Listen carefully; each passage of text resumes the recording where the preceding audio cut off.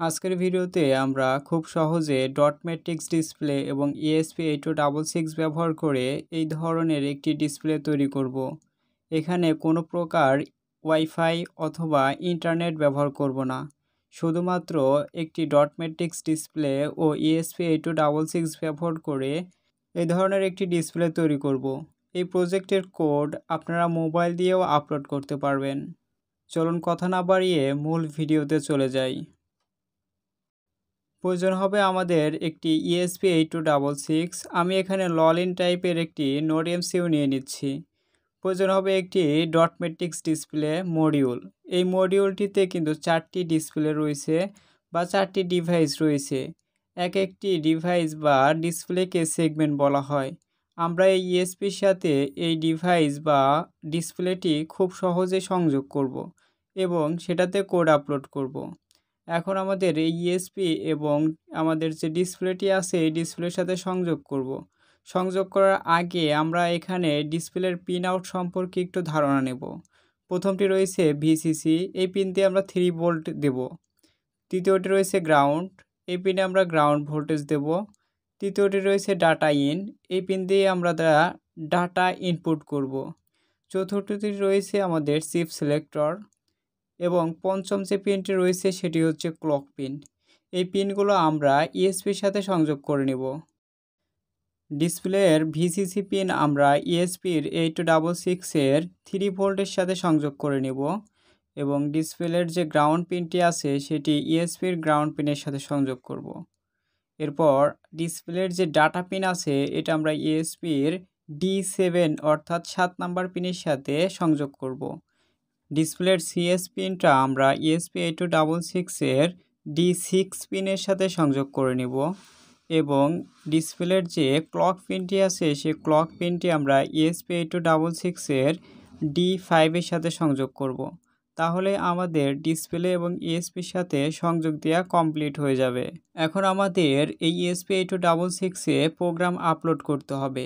Programme upload করার জন্য একটি ল্যাপটপ বা কম্পিউটারের প্রয়োজন হবে এবং ল্যাপটপ এবং ESP8266 কমিউনিকেশন করার জন্য একটি ডাটা কেবল প্রয়োজন হবে।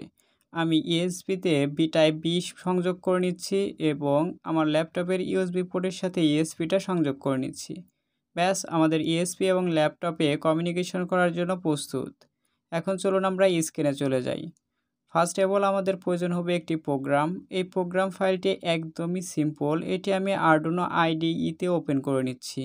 এখানে বলে রাখা ভালো, আমি আরডুইনো IDE আপডেট ভার্সন অর্থাৎ 2.3.6 যে ভার্সনটি আছে সেটি ইউজ করছি। আপনারা ওল্ড ভার্সনও ব্যবহার করতে পারেন। আজকের প্রজেক্টের কোডটি একদমই সিম্পলভাবে অর্থাৎ সহজভাবে তৈরি করা হয়েছে, যার ফলে আপনাদের আপলোড করার কোনো প্যারা নেই অর্থাৎ ঝামেলা হবে না। প্রথমে আমাদের 2টা লাইব্রেরি ফাইল ইনস্টল করতে হবে।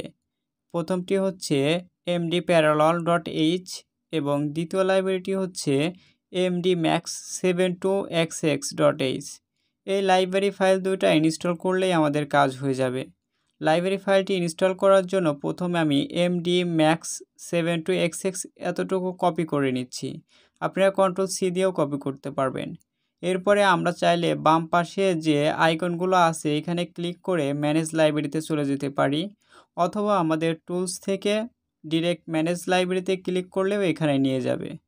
এরপরে আমাদের এখানে সার্চ বারে যেটি কপি করেছিলাম অর্থাৎ mdmax72xx এটা টাইপ করতে হবে। আমি এখানে পেস্ট করে দিলাম। দেখুন নিচে কিছু লাইব্রেরি আসছে, যার প্রথমটি হচ্ছে mdmax72xx। এখানে আমি 3.5.1 ইনস্টল করেছি। আপনারা কিন্তু এখানে অবশ্যই 3.5.1 যে ভার্সনের লাইব্রেরি ফাইলটি আছে এটি ইনস্টল করবেন। আমার যেহেতু অলরেডি ইনস্টল করা আছে যার ফলে আমি আর ইনস্টল করতেছি না। আর এখানে যে রিমুভ বাটন আছে এখানে ইনস্টল লেখা থাকবে, আপনারা এক ক্লিক করলেই এই ফাইলটি বা লাইব্রেরিটি ইনস্টল হয়ে যাবে। দেন আমাদের প্রয়োজন হবে mdparallel.h। এটা আমাদের কপি করতে হবে না, কারণ mdmax72xx লিখে একটু নিচের দিকে গেলে আমরা পেয়ে যাব mdparallel.h যে লাইব্রেরি ফাইলটি আছে এটি। এখানে এটিরও কিন্তু একটি ভার্সন ইনস্টল করেছি 3.7.3। আপনারা অবশ্যই এই ভার্সনটি ইনস্টল করবেন। আর ভার্সন চেঞ্জ করার জন্য এখানে যে বক্সটি আছে এখানে ক্লিক করলে বিভিন্ন ধরনের ভার্সন দেখাবে। আপনার কাঙ্ক্ষিত যে ভার্সনটি ইনস্টল করতে যাচ্ছেন সেটি সিলেক্ট করে পাশে ইনস্টল বাটনে ক্লিক করলেই ইনস্টল হয়ে যাবে। ব্যাস, আমাদের 2টি লাইব্রেরি ছিল, 2টি লাইব্রেরি আমরা ইনস্টল করে নিয়েছি। এখন আমাদের বোর্ড সিলেক্ট করতে হবে, যেহেতু আমাদের এই কোডটি আপলোড করতে হবে। যার জন্য চলে যাব টুলসে। টুলস থেকে বোর্ড ম্যানেজার থেকে আমাদের যে ESP8266 বোর্ড আছে সেটাতে যাব। এরপরে আমাদের ESP8266 যে মডিউল আছে সেটি জাস্ট সিলেক্ট করে দেব। এরপরে আমরা টুলস থেকে কম পোর্ট অর্থাৎ পোর্ট নাম্বার সিলেক্ট করে দেব। এখন আমরা আমাদের ডিসপ্লেতে কি লেখা দেখাতে যাচ্ছি সেটি লেখার জন্য 18 নম্বর লাইনে যে কোটেশন বক্স আছে এই কোটেশনে সেই টেক্সটটি আমরা এখানে লিখে দেব। আপনাদের ইচ্ছা মতো এখানে টেক্সট দিতে পারেন, তবে শুধুমাত্র ইংরেজি লেটারই সাপোর্ট করবে, এটা অন্য কোনো লেটার কিন্তু সাপোর্ট করবে না। আপনারা ইংরেজিতে কিছু ওয়ার্ড এখানে লিখে দিতে পারেন, যেমন আমি এখানে হ্যালো ওয়ার্ড লিখে দিচ্ছি, এটাই আমার ডিসপ্লেতে দেখাবে। দেখুন আমি হ্যালো ওয়ার্ডটি লিখে নিয়েছি। এখন জাস্ট আমাদের এই কোডটি আপলোড করতে হবে। এখানে যে আপলোড বাটনটি আছে এটাতে ক্লিক করলে আমাদের কোডটি প্রথমে কম্পাইল বা ভেরিফাই হবে। ভেরিফাই শেষ হলেই আমাদের কোডটি অটোমেটিক আপলোড হতে শুরু করবে। দেখুন আমার ইএসপিতে কিন্তু কোড আপলোড হওয়া শুরু হয়ে গেছে। দেখুন আমাদের এখানে কিন্তু আপলোড ডান লেখা উঠছে, এর মানে আমাদের কোডটি ফুলফিলভাবে আপলোড হয়ে গেছে। দেখুন প্রোগ্রাম ফাইলটি আপলোড করার সাথে সাথে আমাদের ডিসপ্লেতে লেখাটি চলে এসেছে, অর্থাৎ হ্যালো ওয়ার্ল্ড। এই লেখাটা কিন্তু ডান থেকে বাম দিকে মুভ হচ্ছে।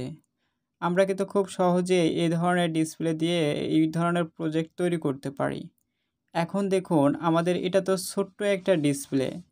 এখন যদি আমরা চাই এই ডিসপ্লের সাথে আরও একটি মডিউল বা ডিসপ্লে মডিউল সংযোগ করি তাহলে কিভাবে করব?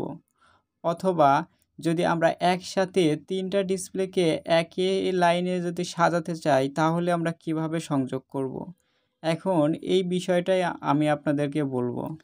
এখানে দেখুন আমাদের প্রথম ডিসপ্লেটা যদি একটু খেয়াল করি তাহলে ইএসপি থেকে যে সংযোগটি আসছে সেটি আমাদের এই ডিসপ্লের যে ইন পিন আছে সেই পিনে কিন্তু প্রবেশ করছে। যদি ভালো করে খেয়াল করেন তাহলে ইন পিন দিয়ে আমাদের যে ডাটাগুলো আছে সেটি প্রবেশ করতেছে, এবং এই ডিসপ্লের যে এই পাশের যে পিনগুলো আছে সেটি হচ্ছে আউট পিন, অর্থাৎ আমরা যে পিনগুলো ইনপুট দিয়ে ডাটাটা নিচ্ছে সেটা আমাদের এই ডিসপ্লে দিয়ে বের হয়ে যাচ্ছে।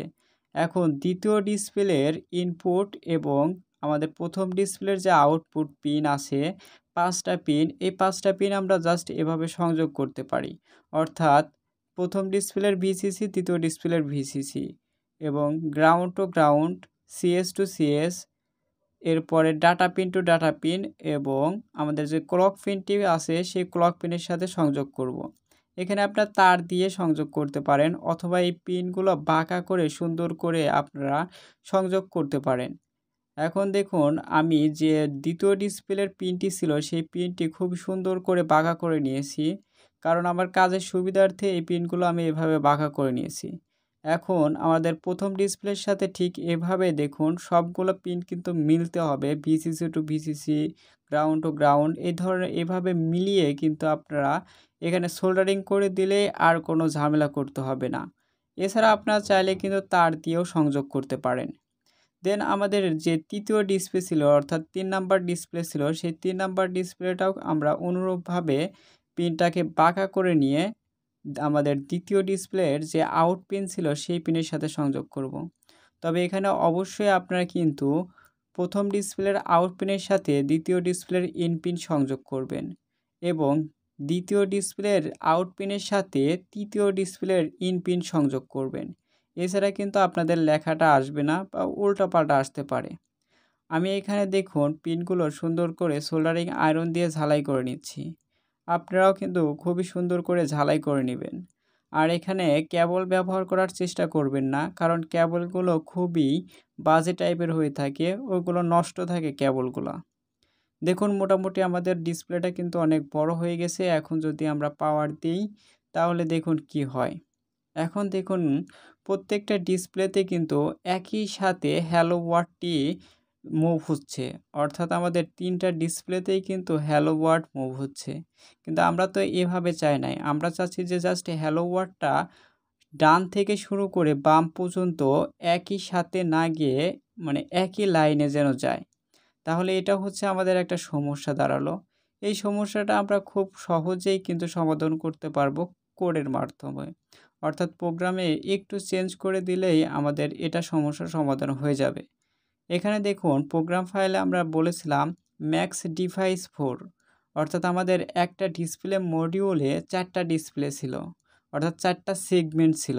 এখন আমরা একই সাথে লাগিয়েছি 3টা, অর্থাৎ 3 4 12, এখানে 12 যদি লিখে দিই তাহলে কিন্তু আমাদের ওই সমস্যাটা সমাধান হয়ে যাবে। অর্থাৎ প্রত্যেকটি ডিসপ্লেতে যদি 4টি করে সেগমেন্ট থাকে তাহলে 3টা ডিসপ্লেতে আমাদের 12টি সেগমেন্ট আছে, যার কারণে আমি এখানে 12 বা 12 লিখে দিচ্ছি। 12 লিখে দেওয়ার পরেই কিন্তু আমাদের কাজটি শেষ। এখন আমাদের লাইন বাই লাইন কিন্তু দেখাবে।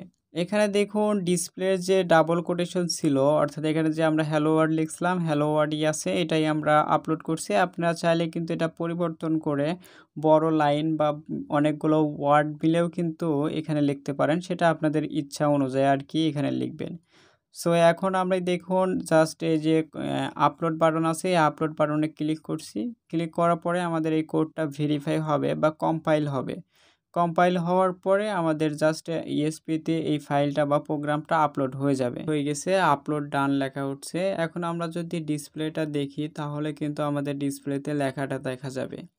সো দেখুন এটা হচ্ছে আমাদের ডিসপ্লে। কোডটা কিন্তু আপলোড করার পরে আমাদের যে হ্যালো ওয়ার্ডটি ছিল সেই হ্যালো ওয়ার্ডটি কিন্তু ডান থেকে বাম পর্যন্ত আস্তে আস্তে আস্তে আস্তে মুভ হচ্ছে।